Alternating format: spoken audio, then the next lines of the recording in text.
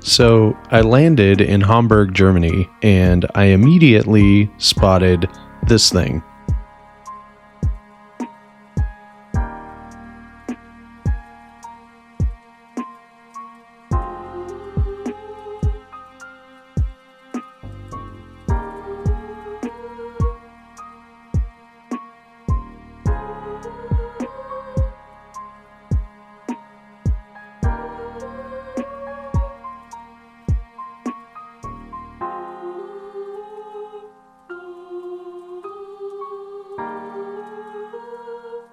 Cue the Germany National Anthem.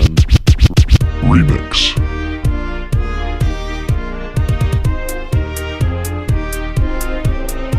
Of course, with the broadcast tower in the background there. It's interesting, in talking to some Germans here, they just drive by this every single day, and I asked several people about the tower, and they said, it's just the tower. They don't find it very interesting because it's part of their life for so long. But, I see it, I find it interesting because there's a story behind it, just like I find this place very interesting. Cue history lesson.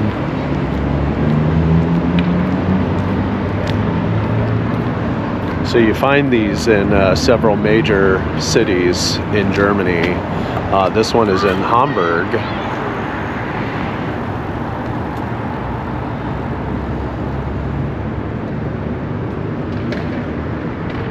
Big part of the German, let's call it, communication system of the Cold War era.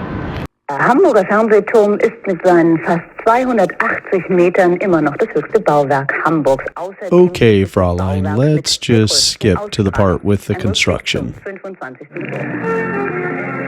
This is the HEINRICH HERTZ Tower, though locally they just call it the Fernsehturm. The tower was built during 1965 to 1968 for the Deutsche Bundespost. This was initially confusing to most, as the need for this unusual structure for the German post office was not exactly clear. Later, the German government announced this tower would be managed by Deutsche Telekom, which would operate as the German state-run media until the year 1995. You likely recognize the name of this company today.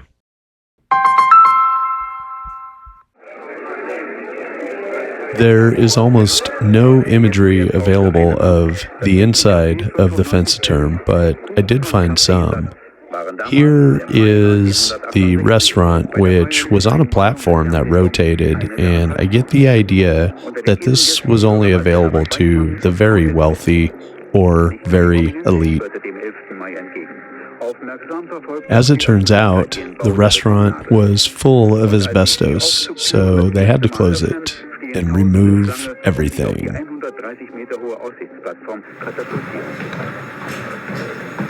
Here's some Deutsche Telekom dudes doing something in the 90s.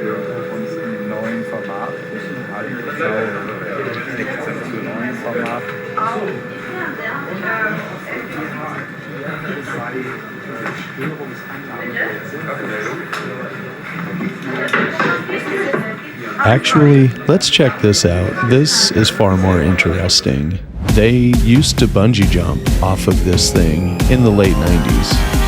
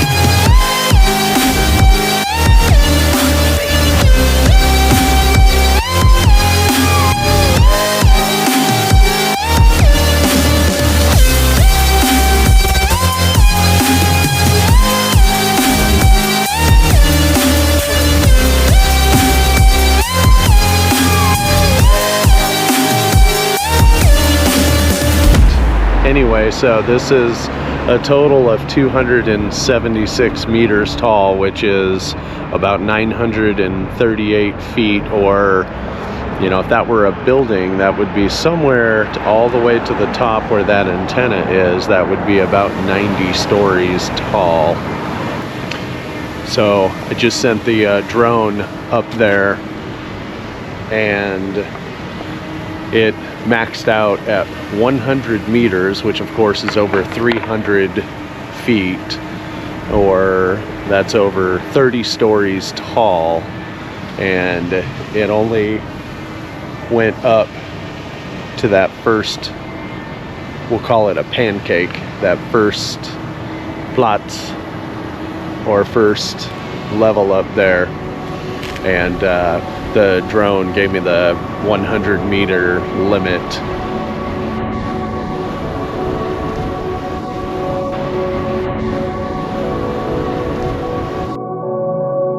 Okay, fixed it.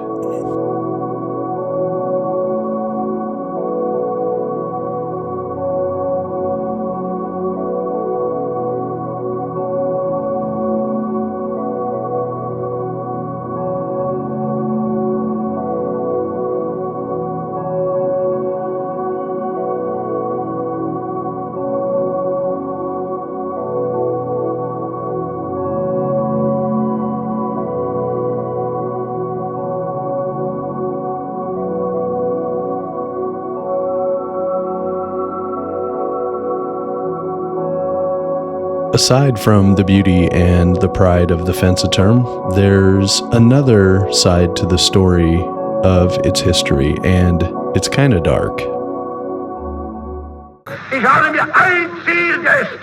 Unfortunately, we have to briefly talk about this guy, as he is currently rotting in hell.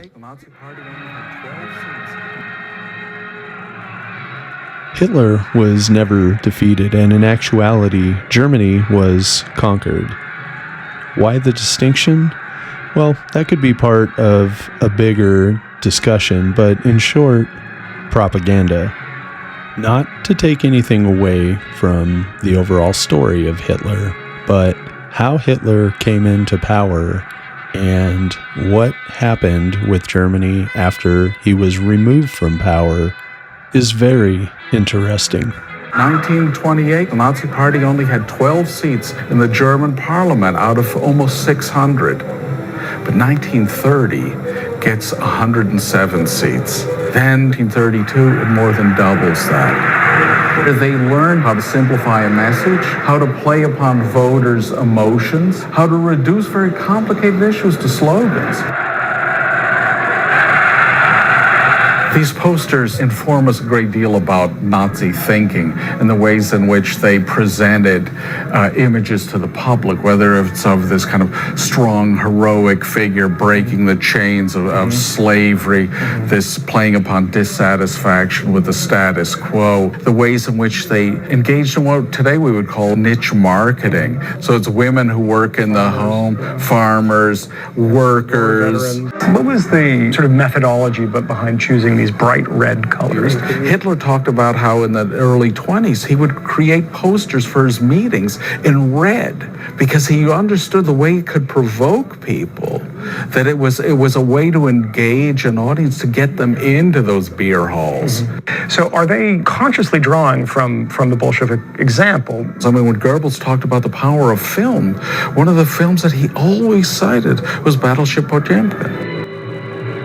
The Nazis saw the importance of controlling the media, this Ministry of Public Enlightenment and Propaganda. It was created as a cabinet-level post for Joseph Goebbels, who also was in charge of the Nazi Party's propaganda apparatus. So in the state, this means newsreels, films, books, radio, library. Ich glaube, man sagt wohl nicht zu viel, wenn man behauptet, dass am heutigen Abend mindestens 20 Millionen Menschen.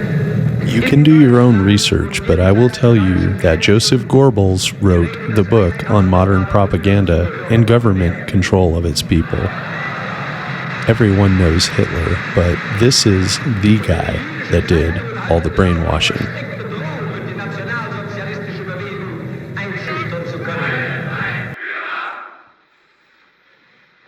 Millions joined the Nazi Party willingly and unknowing of the atrocities ahead. The majority of Western Europe fell in line. But as I said earlier, Hitler was never defeated. Germany, however, was certainly conquered, and still is, as U.S. military forces remain in Germany today, 80 years later. The war is over. Nazis surrender. Hitler was dead.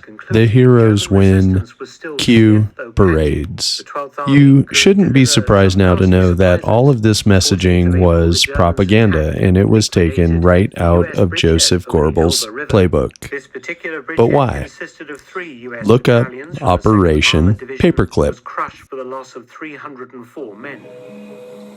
A conquered Germany has assets, and it's much easier to take and enjoy your spoils of war if the rest of the world believes that all of the assets died right beside the maniac leader. Germany had weapons, rich natural resources, and economy, and the unique ability to brainwash millions of people to believe that Hitler was a sweetheart. Sure, the United States had just created the A-bomb, but the ability to control the minds of millions of people peacefully, this is now the most powerful weapon ever. And do you really believe we would just let that go to waste?